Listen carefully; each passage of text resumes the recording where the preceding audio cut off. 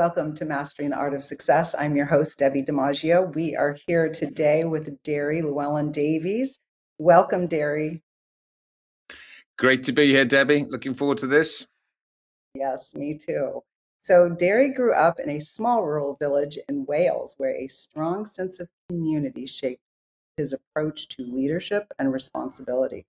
Over more than 3 decades, he has advised and sat on over 330 boards, becoming known for helping organizations think clearly under pressure.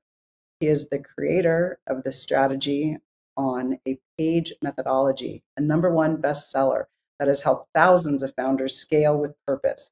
Alongside his boardroom work, Deri has tested human limits through the extreme challenges, including climbing 6 of the world's highest mountains, completing the Marathon des Sables, I'm not sure what that is, and racing Ironman events. These experiences informed the development of ultra states, a framework that views performance as state selection rather than motivation, reframing burnout as the result of overusing a single state. As a podcast guest, Deri brings clear thinking, lived experience, and a systems level perspective on leadership, pressure, and human performance. Okay, wow. So I know I didn't read that before. I never Oh, do.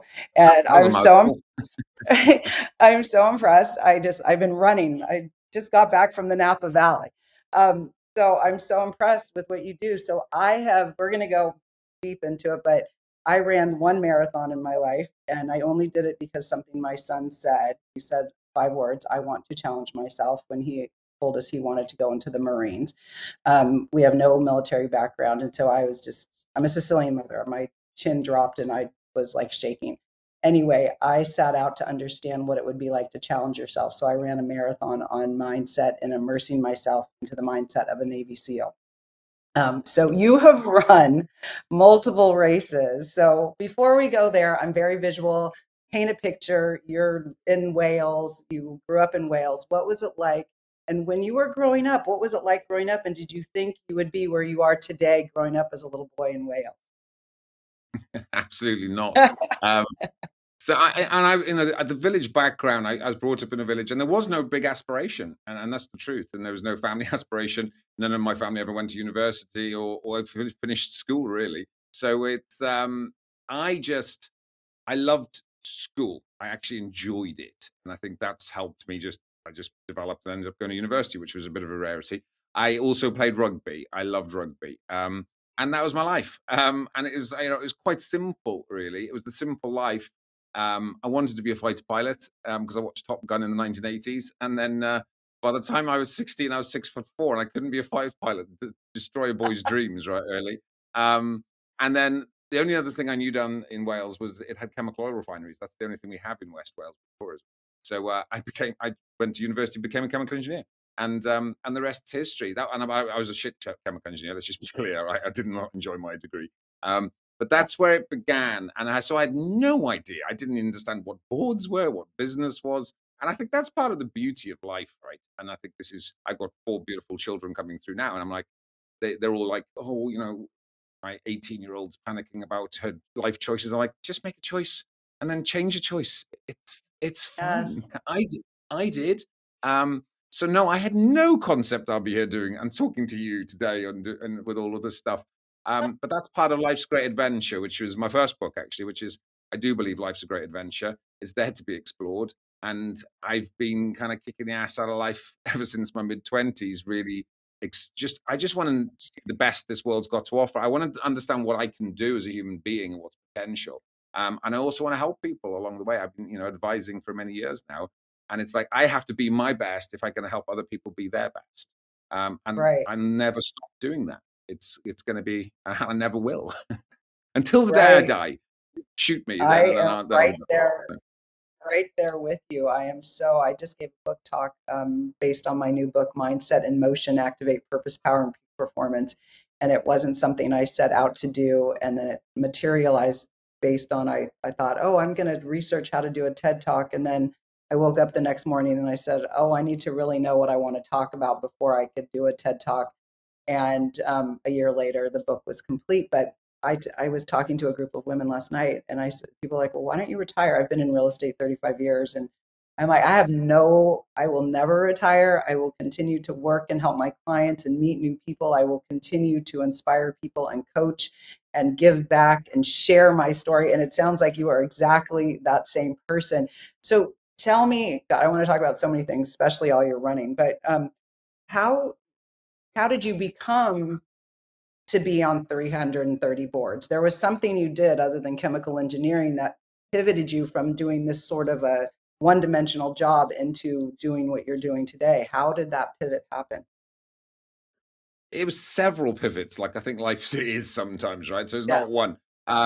But I came into the corporate world. I did really, I got my degree. I had a very good mentor figure who was my girlfriend at university. Her father mentored me because I was dating his daughter. As a father now, I now know what that means. So he took me under his wing and mentored me. And he was CEO of Cybergeigy, which was a big pharmaceutical company. I had no clue about business. But I think he figured if you're dating my daughter Sunshine, I'm gonna sort you out, and he did. And I, through his advice and his mentorship, I came into the corporate world and I rose through the ranks of British Oxygen, Mars Inc., and ended up on the European board of Corning. So over about 8 to 9 year journey, I went straight through to European board level, and that was my leadership journey. They invested a lot in me. I learned, I grew, I developed. I loved business. I was hungry for and then I went management consulting side, and that's where the boards really began. To be in my corporate career, I was already sitting on boards on the side. I just loved business, and I was quite good at it. Or so I thought. I thought I was really good at it then. I know now I wasn't really good at it then. I'm all right now, but getting better, right? So that's and then from there on, I was just doing accelerator programs. So I was advising quite a lot at the same time. And 25 years later, it just stacks. I'm never going to stop advising boards. I love it. Like you, whoever your friends are, God bless them if they listen to this. I'm really sorry to abuse you here, but do not give anyone advice to retire. That's the stupidest advice you could give Through anybody to what? retire. To retire, like Oh, I know. retirement, that's such a No, bad thing.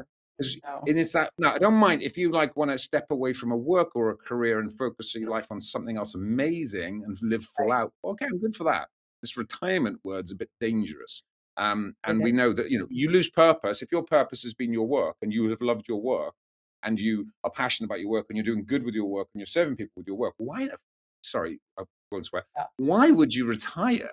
Right? That's bad advice. Anyway, I'll get off my I know. soapbox, Debbie. No, I know it's true. It's like I was running, I hadn't run in 2 years, and I went out and ran a half marathon, and I met this young man came up to me who was like 23, and he's like, will you take my photo? And I said, of course. And then I love mentoring young people and I love talking with young people. And so we ended up running together, but he's 23. And I said, I'm 62. I said, I really want to do this race. Actually, it's the founder is based out of near you in Ireland. And it's called the Great World Race, 7 marathons in 7 continents in um, 7 days. So I'm looking to raise sponsorships to do it, but I want to prove that you can do it on mindset. And anyway, he's like, I'm running my race. And I said, look at how much you're going to do by the time you're 62. And he's like, oh, and his mom is like in her 50s and she's retired. And I'm like, what would people do when they're retired? And then he said, well, I'm going to do my marathons now and then I'm going to, be done. And I want to retire at, I don't know, some crazy young age. And I'm like, my heart just started like pounding. I'm like, no, I couldn't educate him everything in 1 second, but I'm like, no, don't retire. I'm going to call him and be like, no, you're not going to retire. Life will get more interesting and you'll learn new things and you'll pivot and you'll find other things to do, but don't. I feel like that's like flatline.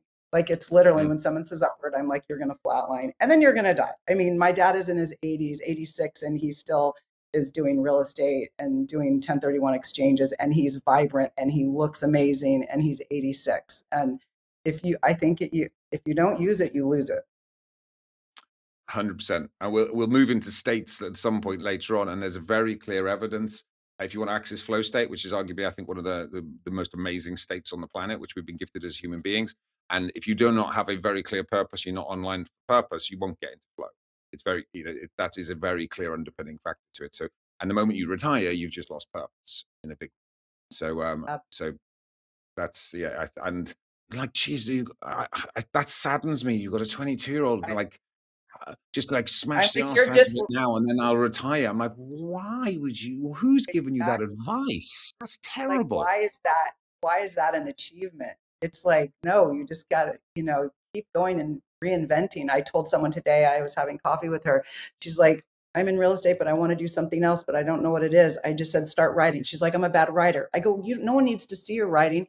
I just want you to get it out. Who are you? What do you like? Just start writing and free, get into flow and figure, something. Look, one of the quotes I say is, look for the extraordinary in the ordinary. That's where the magic lies. Just be curious.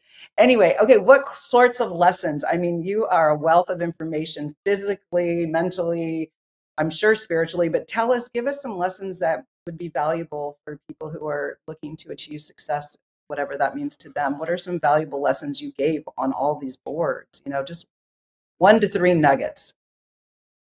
I think, and this is boards on life. It's the same underlying principle, which is why when I saw your work, we align, and that's why you and your book we align, right? Um, let's just move away from the word success for a moment, because what is the purpose? And I Right. number one, lead with purpose, and I lead with purpose everywhere. I have done for 30 years. My first book, Strategy on a Page. Before I do any strategy, any business, I need to know what the purpose is, and we need to be very deep on that before we build a business. And I think I was quite pioneering, because that was over 28 years ago. I was business led with purpose. That was quite Wow. pioneering back then. I've Yes. stuck to it. The book was actually just republished. Strategy on a Page was republished 6 months ago. And bear in mind, I hadn't touched that book for nearly 20 years, and changed 1% of it, because the fundamentals of business just don't change. That was Wow. quite fascinating for me, and I was almost like I was reading somebody else's book, because you've just read your book. Like, when you're so close to writing your book, you can't. I don't want to see my book again. It's Oh, I pretty much absolutely. right. I'm But done. 20 years later, when you read your book back, and you go, oh wow, that's really interesting. That's what I was thinking then, and it Wow, hasn't that's changed. impressive. So, and then so the number one, I say number one, number two, and number three lesson is purpose always, no matter what. And I think Yeah. this is in business. This is, what does that mean, right? So what I did is I broke purpose into 5 elements for business. Now there's life purpose as well. Um, Mhm. they need to be aligned, I would argue. But Mhm. business purpose is, what do we truly love to do? What's our passion? Because we should be leading with passion within our business if we're going to have a competitive weapon. What's the service and value we're bringing to the world? Notice service and value we're bringing to the world. What's the market opportunity to serve that? Because we can be very confused with hobby businesses if we're not careful. What's the Mhm. financial purpose of that business?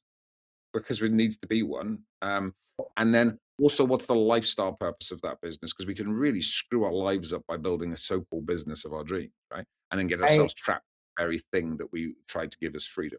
So that's I'd say that's the main nugget, I would say, from a business perspective. Always lead Okay. with purpose, and culture, it will eat strategy for breakfast. I'm all Yes. about talent, and its culture, no matter what. So Okay. Right. I just, in the end of my TED talk, I said the difference between who you are today and who you could become is not based on talent. It's based on your willingness to activate one goal, one belief, one uncomfortable step at a time. But you're right. It's not talent. It's what you have inside and what you want to do. I love it. So tell us. Let's go to the physical side. So you mm. climbed what? Tell us what you climbed, and did you train, and why did you decide to do it? Was there some spark that ignited you to want to do it? Yeah, let's get back to the why I did it, because otherwise I sound nuts, right? So that's just, so, it was over 22 years ago now. So my father passed away. So I sat on my father's deathbed. I didn't know it was his deathbed. He was just sick. He had got cancer, and he just died incredibly fast. So I sat on his bed, and I was held his hand, and he looked me in the eye, and he said, "Son, I regret so much in life." And he told me about what he regretted. And it was very simple. He wished he'd traveled the world with my mom. He wished he'd done these things. And all of those things he could have done. He had money, he had savings in the bank, he had the time, there was no excuses to do it. And then 2 days later he died, right? So 22 years ago, I just went, screw that. I am not going out like that. So my dad, bless him, in his last days, gave me an incredible legacy. He didn't give me a legacy of money or wealth, but that message, which rocked me to my core, has been my central message in all my keynotes and everything I've done ever since, right? And led everything I did. So I was like, okay, well, if I'm going to smash the arse out of life and I'm going to live a life of no regrets, what does that mean? And it meant Yeah. multiple things. I love business, and hence the board work and everything else evolved deeply into that, and the work that I've done with founder communities around the world and ultra states now. But part of that was also, do you know, I want to stretch the boundaries of what's possible. You know, what can this human body achieve? And I want to see the most amazing things on this planet. And so I coined them, and I had travel plans. I've been in like 48 countries now or whatever, because I'm always traveling. I love seeing amazing things in the world. I love exploring things with my family. But I also wanted to kick the arse out of adventure. So I was like, right, I want to climb the 7 highest summits, right? The 7 summits on each continent. I want to go to the 2 poles. I want to run 6 marathons across the Sahara Desert, run across the jungle, do an Ironman, and kind of just leaned in. And that was 20 years ago. And I haven't stopped since then. I've just always next adventure, next adventure. So, and I think this is an important thing. So I've got my purpose is big and grand and quite scary and never ending. And by the way, I'm always adding shit to the list. Like, you know, there's Me too. 7 marathons around the world, and so my couple of my mates have done that one, so I might be in with Have you on they? that one, Debbie, right? Because Yeah, I'm we should always do it. adding stuff. There's always cool shit, amazing Right, stuff that you can do, right? right. So that's where it began, and I began with the Marathon des Sables, which was a stupid place to begin, which Where um, is that? I don't know what that is. that Sorry. What is that's 6 marathons back to back across the Sahara Desert, carrying everything you need to survive on your back for a week. The toughest foot race on earth. So that's where I began. um, so that was a bit crazy. And from that, everything's emerged, and I've been that? training ever since, and the Ironmans. And I'm back on Everest now. We're training. We're training for Everest. I'm heading out to the Himalaya. I'm actually heading up to Scotland now tonight because I'm going to climb this weekend. But we're out to the Himalaya in October, and Project Can't is being launched. Watch this space, people. I'm guiding wingman for a guy called Jamie McCansh. So anyone's got excuses, right? A lot of people go, "That's crazy. I couldn't do that. All these big mountains." Jamie McCansh came to me last year, said he can't do things. He is paralyzed from the waist down. He has bionic legs, and we are now going for the north face of Everest together. The North So, Face of Everest together? Oh my indeed. God. So That he is just he broke a world record again last week. He just climbed from zero to the highest peak in Canada on the bionic legs. He's done Kilimanjaro now on bionic legs, and now we're guiding and we're on the run into Everest. So, and it's called Project Can't, right? Because you can. And actually, all you right. need to do is believe in yourself and have people around you that Wow. believe in you too. So, Wow. my adventures, yeah, I've done some amazing things. I'm very blessed, and I've trained consistently for years. I've kept myself super healthy. I love what I do, and it gives me more energy Right. than anything. I'll never stop. But it's the people I've met along the way, the incredible people. It's the people that I bring through the stories. It's not me. It's not me running. So me running across the Sahara, right? Yes, really hard. But Yeah. there was a 72-year-old great grandfather showing his great grandchildren what was possible in life because they were going through some tough times back in America. There was a guy who'd broken his back 4 years earlier and was told he'd never walk again running across that desert. There was a blind man from France running across that desert. I could Oh, go on. So the people wow. I've met, people look at me go, "Oh my Derry, you've done these amazing things." Yeah, I have. But the people I've met along the way are absolutely inspirational. And that's what my stories are all about. It's bringing in people I've Absolutely. met.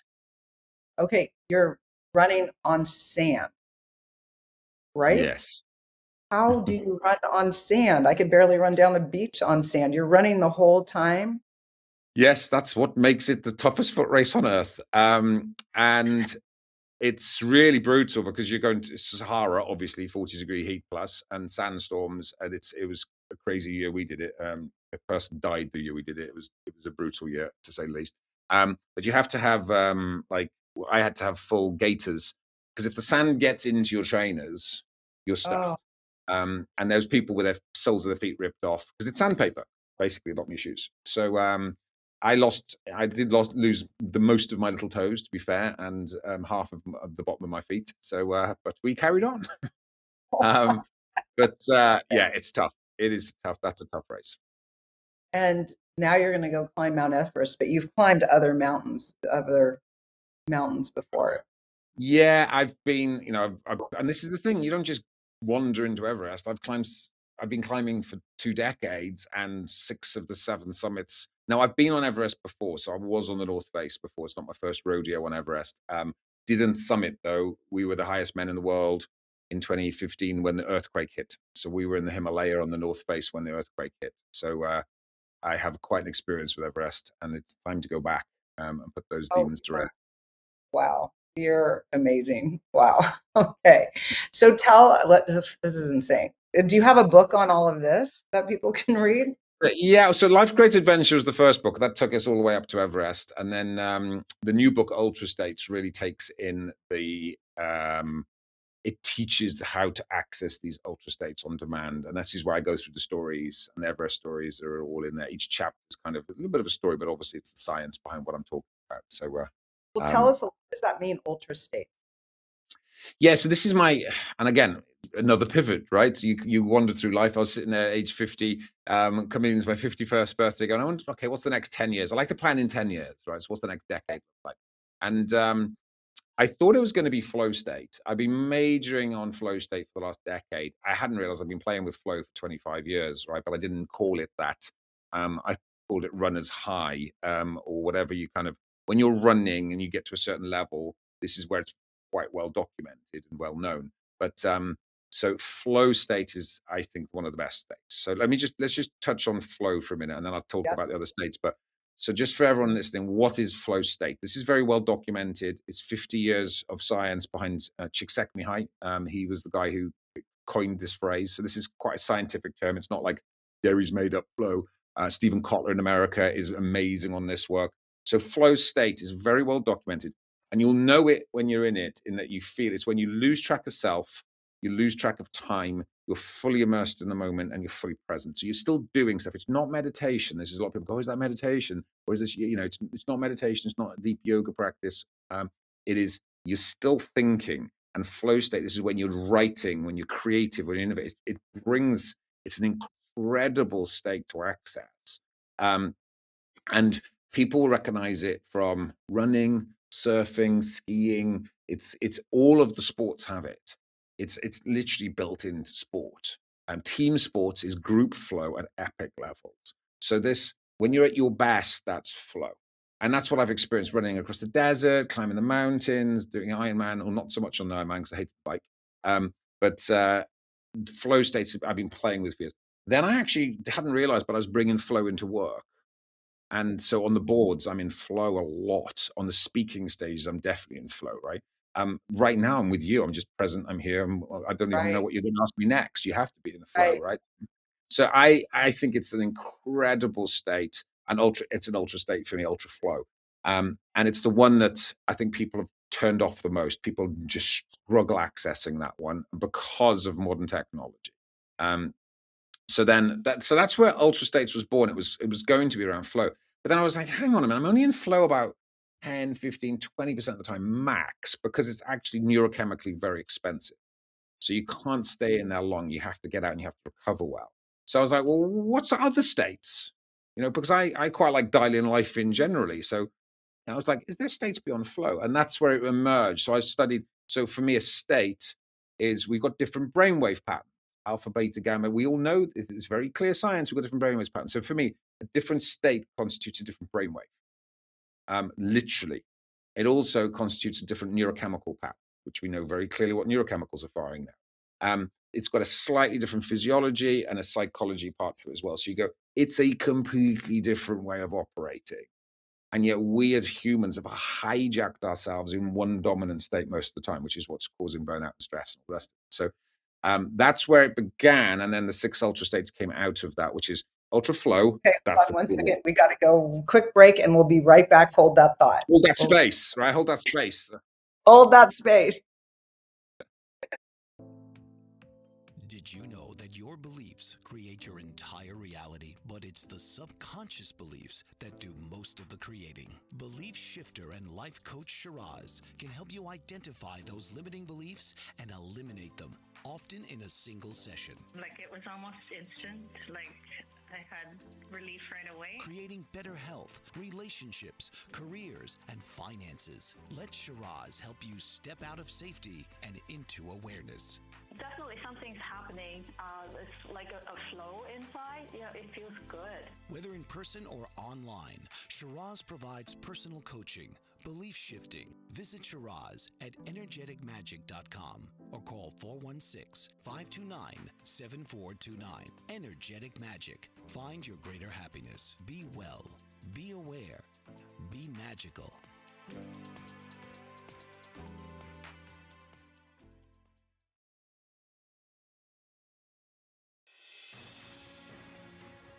Mike Zorek, a three-time California state champion in Greco-Roman wrestling at 114 pounds. Mike, blind since birth, was born in Hartford, Connecticut. He was a six-time national placer, including 2 seconds, 2/3, and 2/4. He also won the Veterans Folk-Style Wrestling twice at 152 pounds. In all these tournaments, he was the only blind competitor. Nancy Zorek, a creative spirit whose talents have taken her to the stage and into galleries and exhibitions in several states. Her father, a commercial artist who shared his instruments with his daughter and helped her fine-tune her natural abilities, influenced her decision to follow in his footsteps. Ms. Zorek has enjoyed a fruitful career doing what she loves. Listen Saturday mornings at 12 Eastern for the Nancy and Mike Show for heartwarming stories and interesting talk. Welcome back to Mastering the Art of Success. I'm your host, Debbie DiMaggio. We are here with Deri. All right, Deri, you can go back to that thought. Ultra state. We're hanging in there, right? So the states. So what we were saying was, flow state is what I've mastered on and what I love. But there was so many other states based on brainwave patterns and neurochemicals, in particular.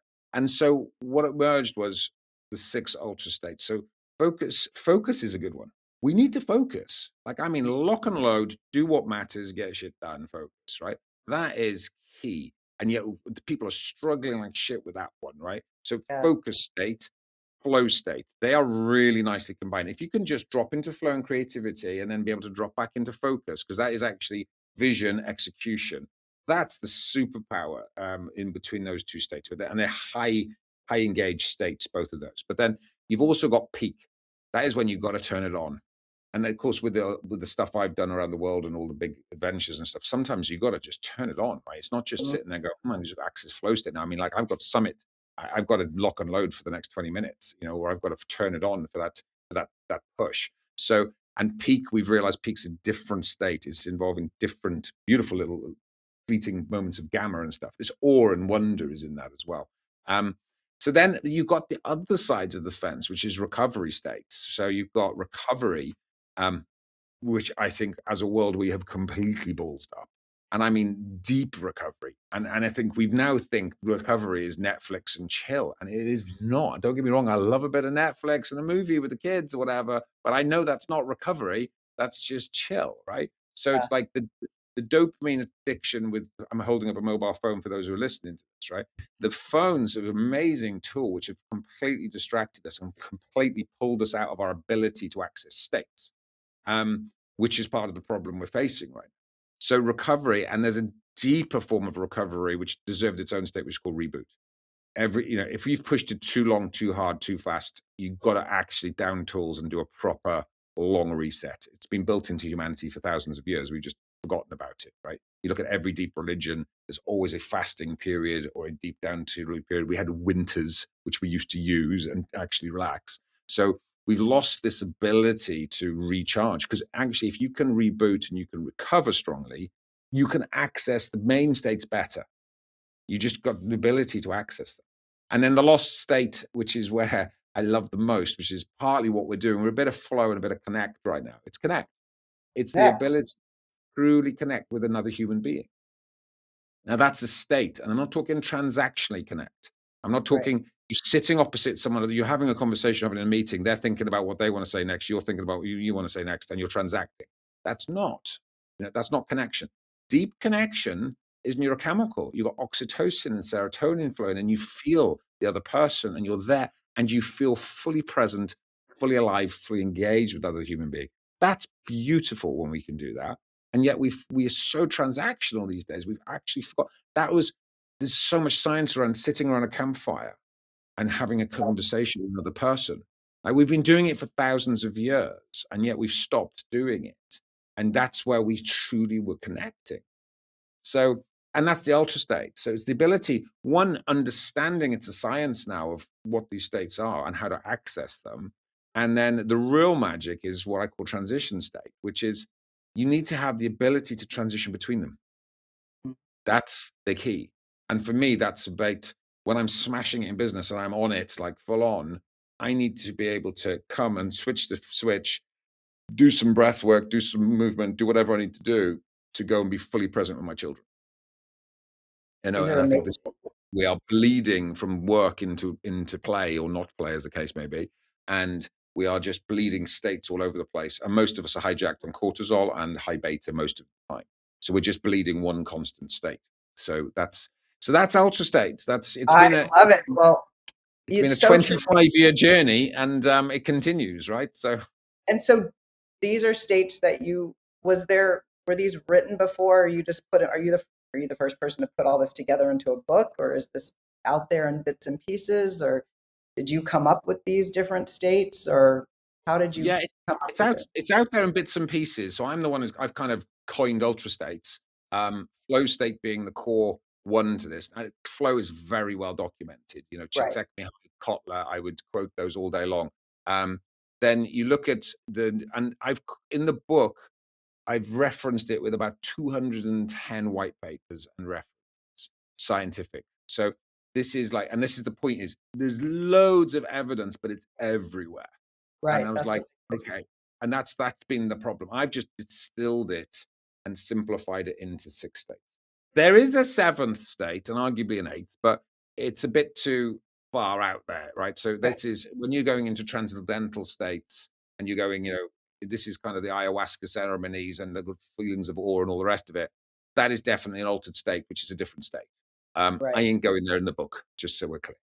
right. um, Well, they're a I'm little very, bit too much from people, that one. yeah, and it could keep going.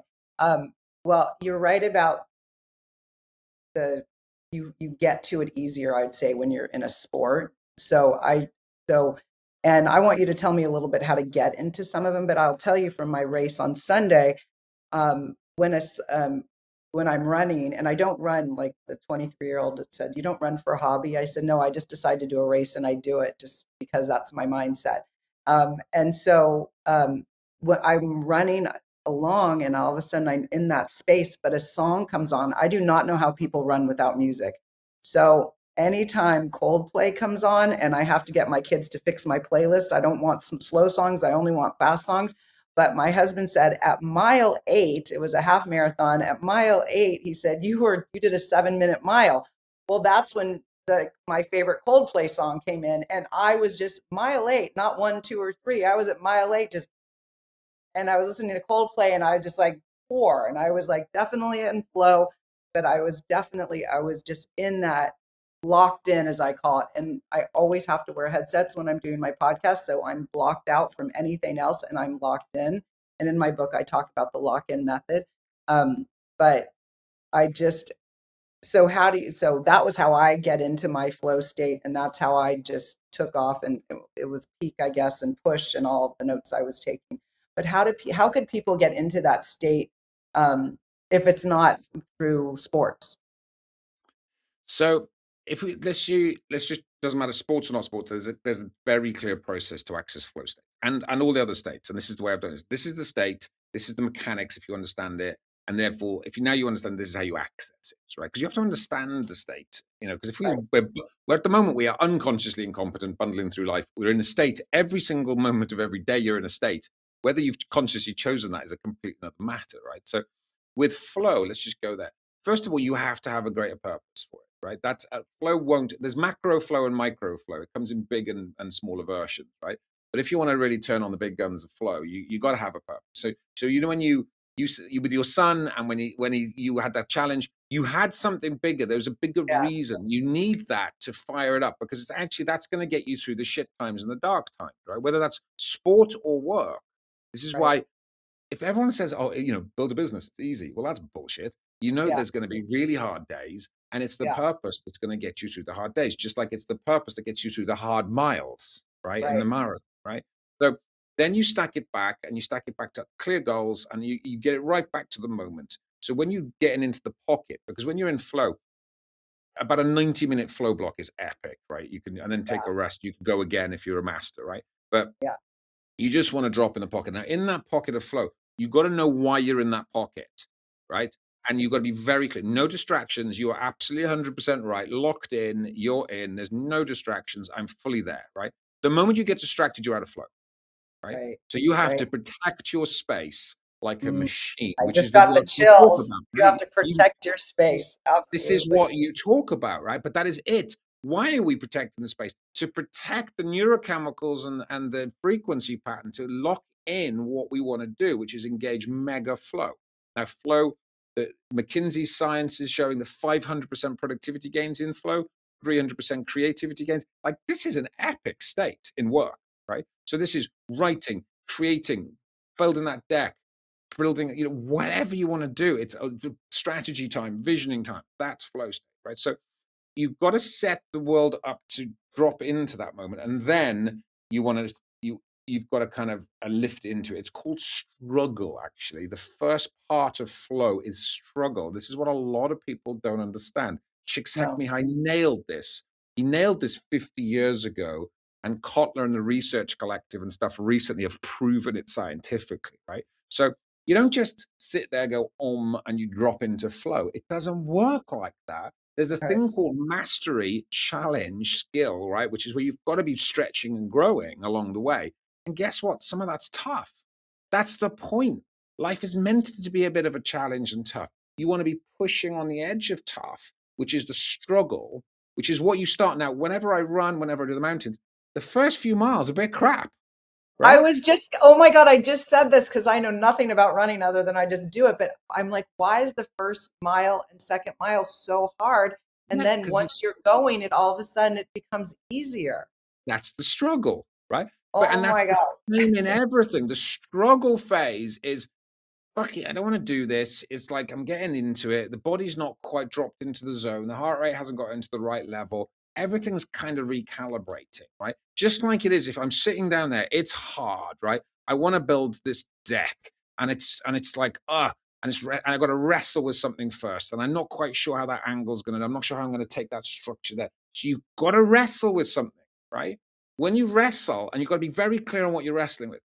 And then, and this is where the release happens, right? So at some point, mile 2, mile 3, where suddenly you'll take a breath unconsciously, but the breath is actually a very key release mechanism to a state, and also a key, the breath and breath work is just scientifically profound, right? I didn't So know that when I'm running. but you I'm will just, take a breath in breath. You will take a breath naturally running without knowing it, right? And yeah. at some point, you suddenly it's like poof. You just drop into the. It's called, people call it the pocket. You'll drop into the zone. You'll drop into runner's high, and then boom, you're in. Now you'll come out again, and then you'll go back in again, and you'll come out again, and you go back in again. And it depends on your level of mastery. If you train and train and train and train, if you are like a master runner, you can be in flow state for that whole half marathon, Wow. right? But now that's skill balance. That's a skill challenge ratio there, which is you just got to get better, better, better, slowly, slowly, slowly. When I was running the Marathon des Sables, some of the best runners running 6 marathons across the Sahara were in their 50s and 60s because they had just trained consistently all their lives, and now they were just running for joy, and they were amazing. So, Wow. so a big part of it is how good you are. Mastery also defines the flow. So now let's just bring this back into business and everything else, but it's like art, music, playing chess, you name it, whatever it is this is it. Find something you love, find something you're passionate about, find a purpose. Flow will be there.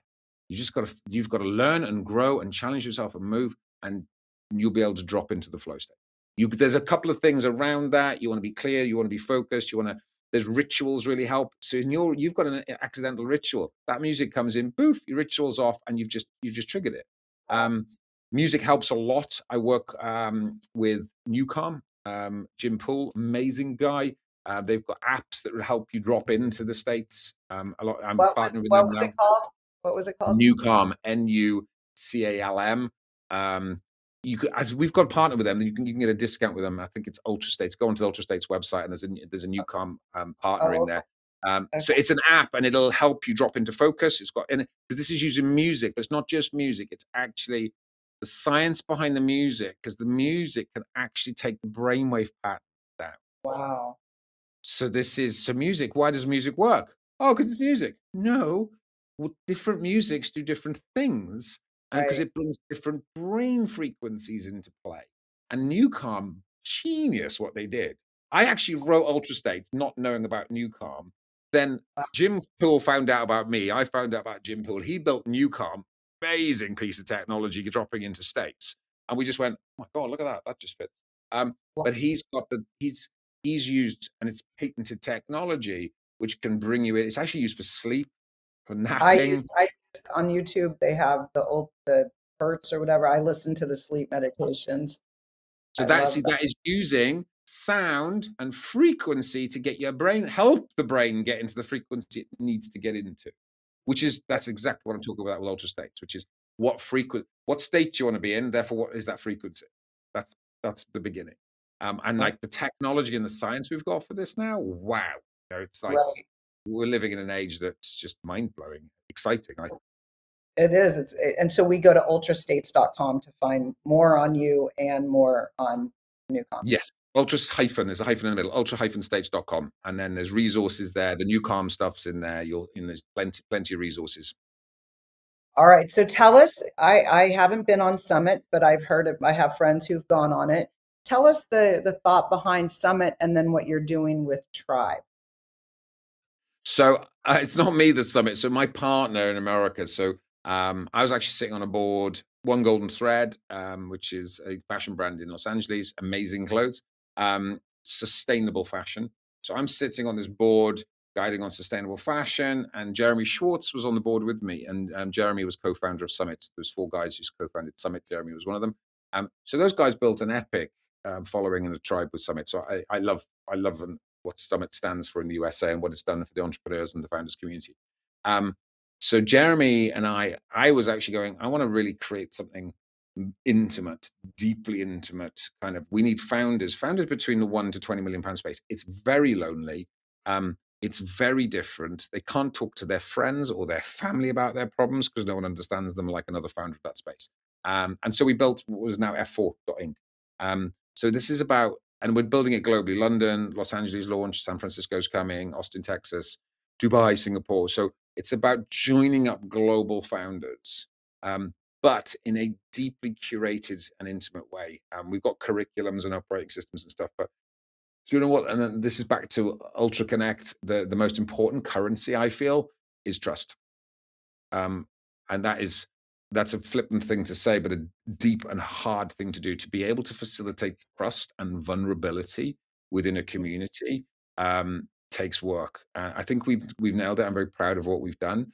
It's highly selective, and it's like no egos in the room, no assholes in the room. It's Nice. that's really important, because if someone's going to be vulnerable, you've got to be in a safe space. And we know now that science around leadership and everything else and culture is one of the most important things that we need to create in a business is safety. Right.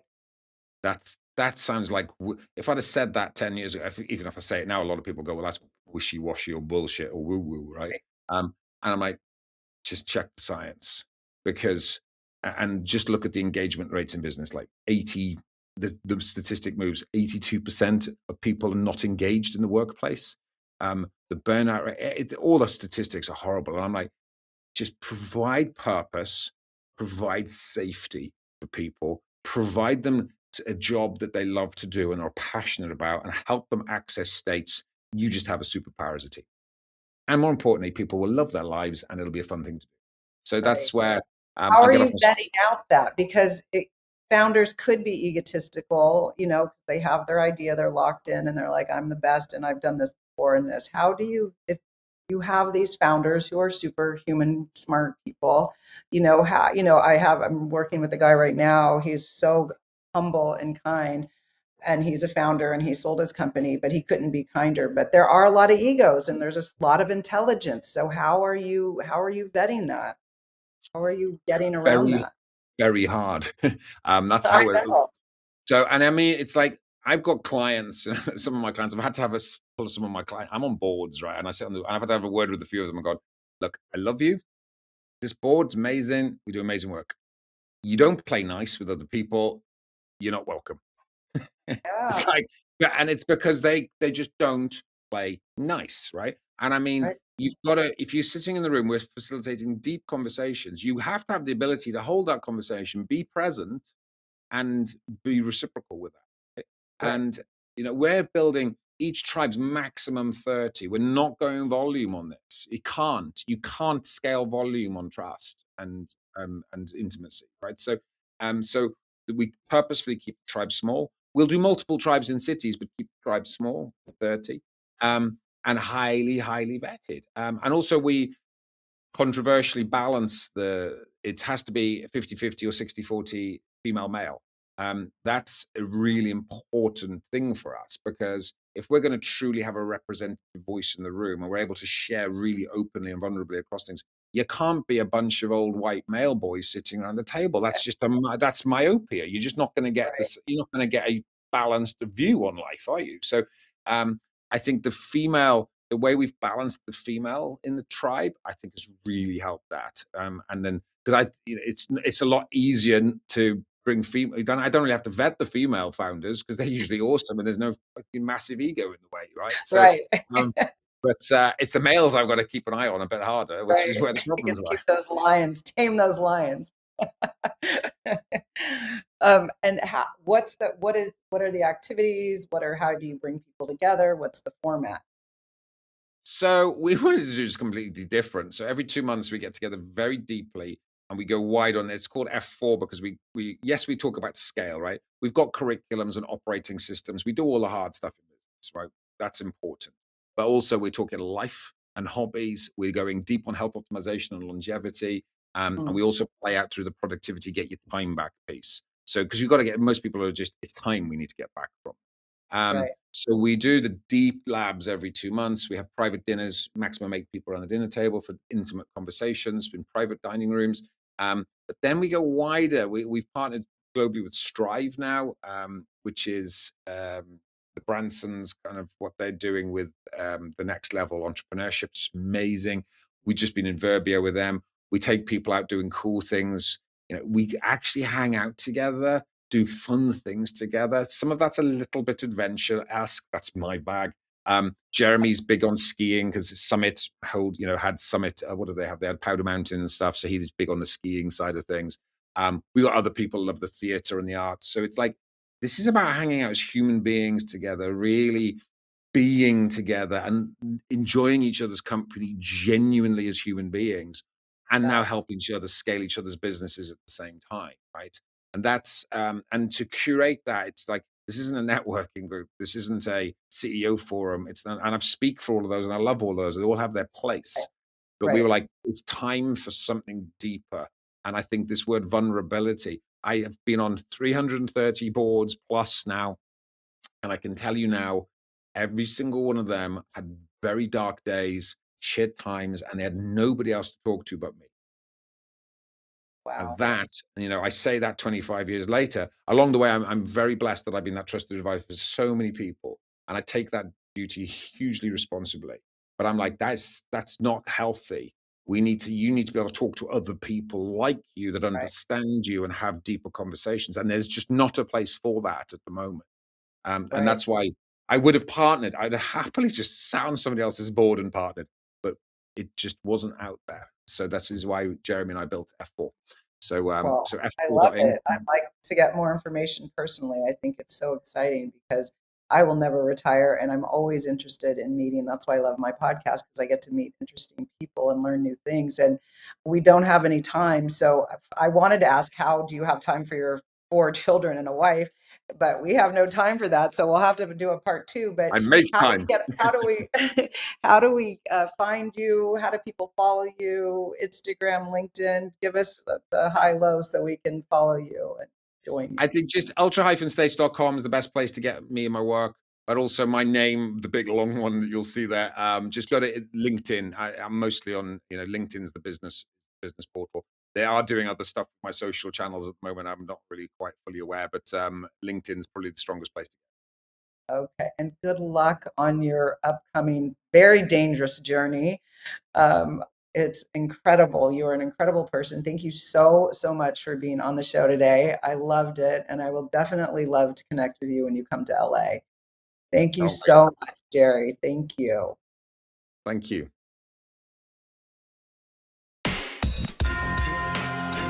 Tune in each week for another episode of Mastering the Art of Success with host Debbie DiMaggio. Thursdays, 2 p.m. Eastern. Real stories, real strategies, real success.